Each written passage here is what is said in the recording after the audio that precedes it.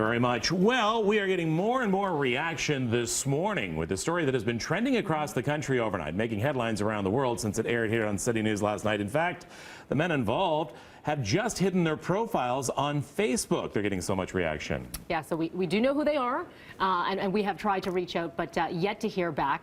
Now, a lot of people are talking about it. If you're not familiar with this phenomenon, it's people who are yelling obscene, vulgar, a specific vulgar phrase at news reporters. Often, it's males yelling it to females. So over the weekend, one of our reporters, Shauna Hunt, she was assigned to cover the Toronto FC home opener. It happened again and again and again. She says it happened about 10 times to her within a span of about 2 hours. Now, this is the video that's gone viral. She was interviewing TFC fans. As she is fighting back right now, Shauna decides to confront them. 2-1 is better than. Hey. We got. So were you guys waiting? Hold on. Were you guys waiting around to see if you could F her and the P me live on TV? Yes. Is that what you were waiting? Not you, but yes. You were? Seriously? Yes. Can I ask why you would want to do something like that? I feel like it's Because he's wearing the shades, quite substantial. No, seriously. Why? I mean, it's a disgusting thing to say. It's degrading to women, and But where else are you gonna do it? You would humiliate me on live television? Not you. Are you actually filming this? Well, because you know what? I'm sick of this. I get this every single day, 10 times a day by rude guys like you. I'm sick of it. Like, hilarious. I don't care what Treat. you say. It has nothing to do with you. It has everything to do with when you talk into my microphone and say that into my camera to viewers at the station I work at, it is disrespectful and I degrading don't to me. care. It's Okay, why is it so funny though? Why is it so funny? It is hilarious. Why? We're not the only people. It happened in England. You know that it's old. It's really not funny. It's been like a year. It's been longer than You're that. lucky there's not a vibrator in here like in England because it happened all the time. It's amazing. And I respect it. If your mom saw you talk like my this mom to a would die woman- laughing eventually. No. Hilarious.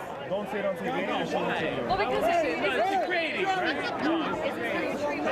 All right, so once again, now, they did not actually yell this phrase this time into the mic. It has happened several times before. We are bringing to the forefront what happens predominantly to female reporters in the field, and not just here at City, but at stations in Toronto and around the world, for that matter. Now, police tell us the action is grounds for criminal charges. As we're standing here, someone comes up and grabs my microphone and does the F her in the P.